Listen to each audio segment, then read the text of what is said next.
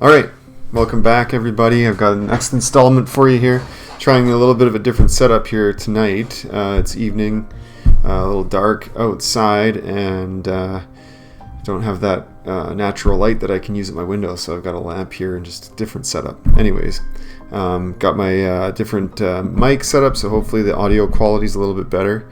I'm going to share this Logain painting with you of Alvaro Morte.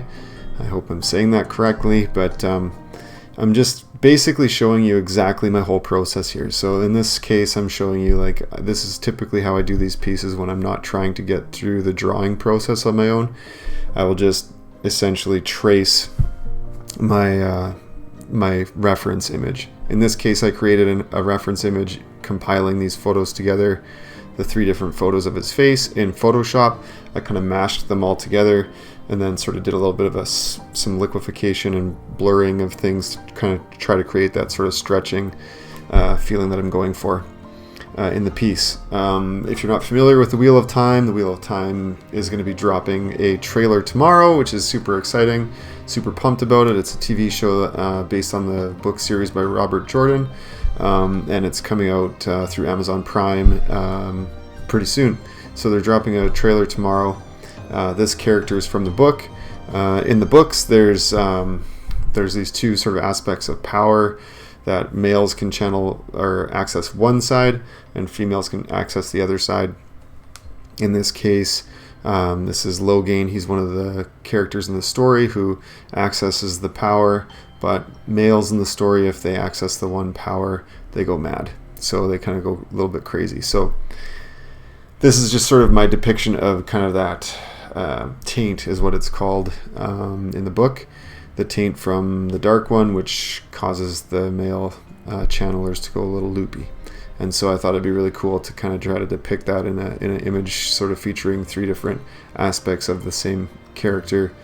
You know, giddy, sort of happy, kind of crazy looking joy, and then ecstasy, and then sort of a standard little bit of like a shocked or scared or whatever his like general sort of like appearing face as he looks kind of intense, and then sort of this anguished, maybe on the brink of tears, yelling kind of expression, which is just this breakdown of like kind of this descent into madness, this uneasiness within himself. So this was like a real challenge for me. This was the 50th of my 100 portrait challenge, which has been taking a little bit of a backslide lately because summer, and then also just working on a lot of projects. I've got an acrylic piece that I'm working on, which is nearing completion. I'll just put it here. I'm almost done. It's a commission piece for a gentleman who's purchased 2 of my other acrylic pieces of a similar dimension. It's been extremely challenging for me, but I'm almost getting there. I was hoping that my August video would feature the process of that. I've filmed most of it. There's some chunks that I lost because the battery died on my phone. I wasn't paying attention, or not the battery, the storage ran out of room on my phone, and I didn't know that it had stopped. And then I also, unfortunately, like the first pass I did on it, it wasn't very good, so I had to go back and rework it a whole bunch. And I kind of, I'll go into it. I didn't record that part. I needed to sort of separate myself from that part of the process for a bit just so I could get through it. We'll talk about that later. With this piece, what I want to sort of talk about is just sort of I was trying to, you can see in the top corner of the image here, I was trying to sort of use a consistent palette across the whole painting. And I don't usually do that, like put out my color palette in this way, but I found it kind of a neat process. It was helpful for me in terms of like sort of mapping out the tones and colors. So I might do that some more in the future. It was a really important piece. As I said, it was the 50th in the 100 portrait challenge that I've been doing. That challenge I feel like has really made me grow. It's really stretched me and pushed me. It's something that I will kind of continue down that road, but I wanted this piece as a halfway marker to be something unique and special, and that's why I added 2 extra faces in there. So maybe it's like 51, 52, 53, or 50, 51, 52. If I was gonna count it as in like that way, but I'm not. I'm just counting it as one piece, and then I'm going to move on to number 51 when I get back into that. I'm also taking on this big mural project, which I'm doing this month, and that's been a big challenge as well. You've probably seen a little bit about it on my Patreon here. So anyways, I hope that when I get back into my portrait stuff, I'm not rusty. I don't think I will be, because I've been doing like this acrylic piece and working through that stuff for the big mural that I'm working on, and those are all kind of practical painting project things too. So I'm hoping that I've retained some of my where I've gotten to with stuff. But this piece was challenging. Just depicting the three faces and then trying to get the relationship between the three of them correct was challenging. I do feel like it ended up resolving well, but you can see, like with this one, I sort of wanted to get that. I sort of broke them down and worked on them almost individually at parts. I should have probably tried to work across the whole piece at once. Is probably a smarter way to work on a piece. You can kind of get away with this sort of like piecemeal thing a little bit easier when you're doing digital, because things are so much more forgiving.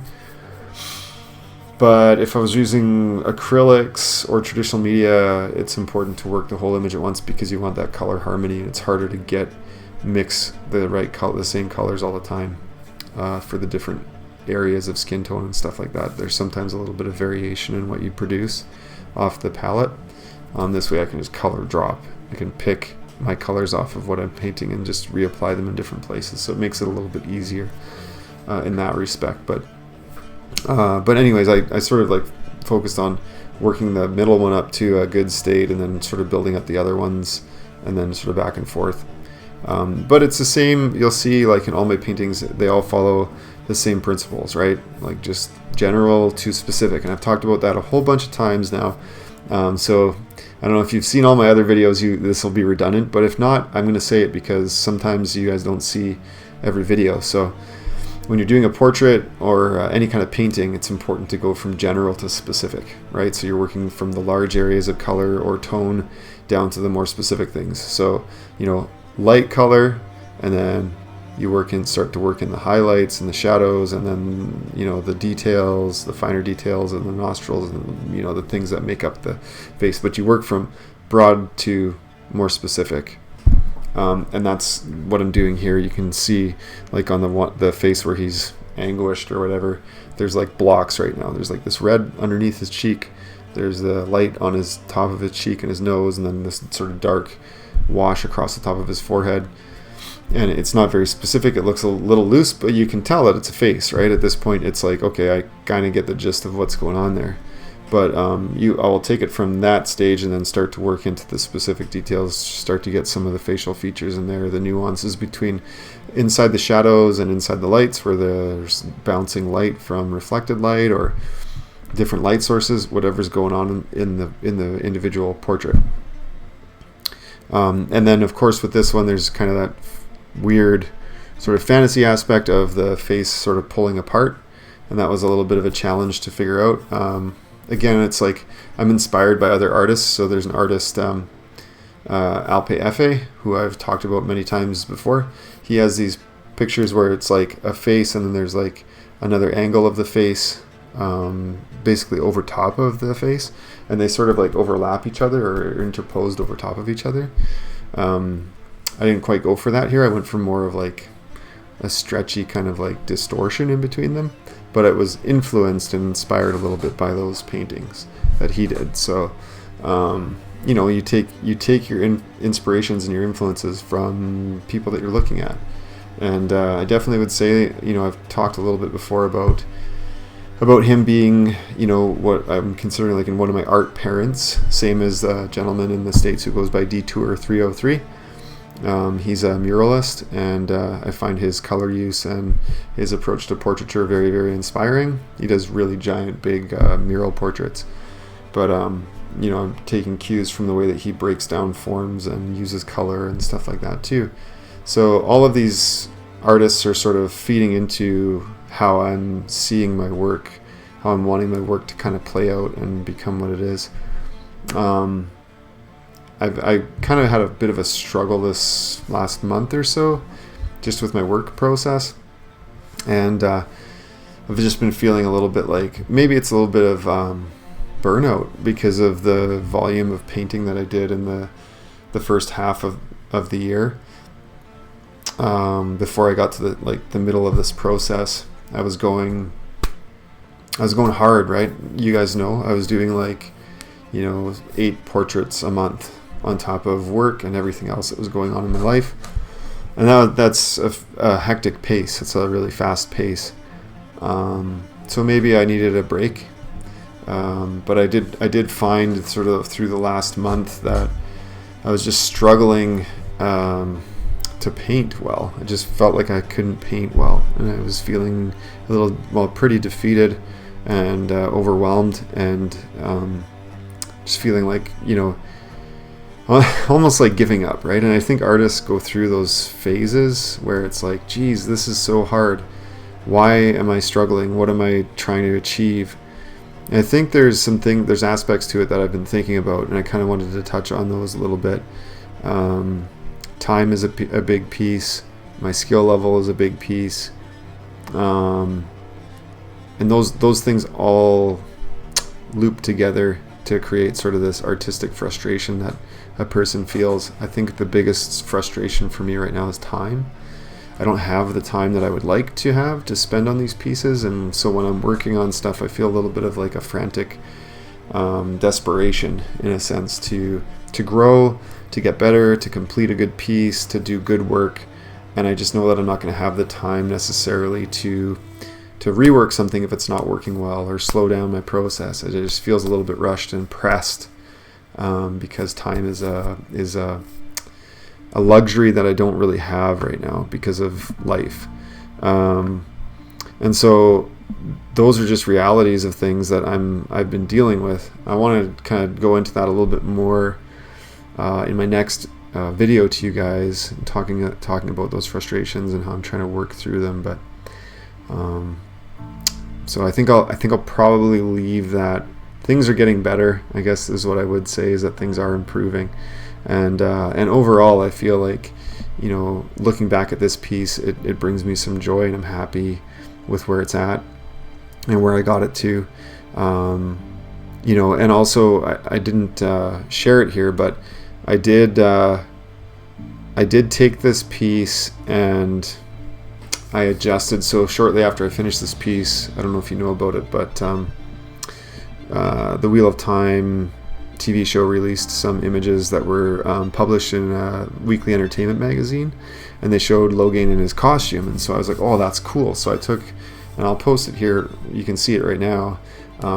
Here's the painting that I adjusted. So it's the same painting, but I just adjusted the costuming, which was like really fun process for me. And it's fun to see, how my creative vision of the characters lines up with what they're doing. And there's like similarities in some cases and in others not, but it's really fun. So I'll touch more on sort of the creative process and some of those struggles in my next video, because I think it's super pertinent, because it has a lot to do with this that portrait that I showed you of Nynaeve, the acrylic piece, and I can talk more about that at that time, and I'll share with you a little bit of my thoughts around the artist's struggle. So until that time, I think I'm going to leave this one off here. I hope that you enjoyed it. I didn't talk too much about the process. You guys can watch it, and I think that if you've been watching my videos, it's pretty clear. You're getting a feel now for how I work, and if there's anything specific you want me to touch on or talk about, please send me a direct message on Patreon or Instagram at Third Age Art.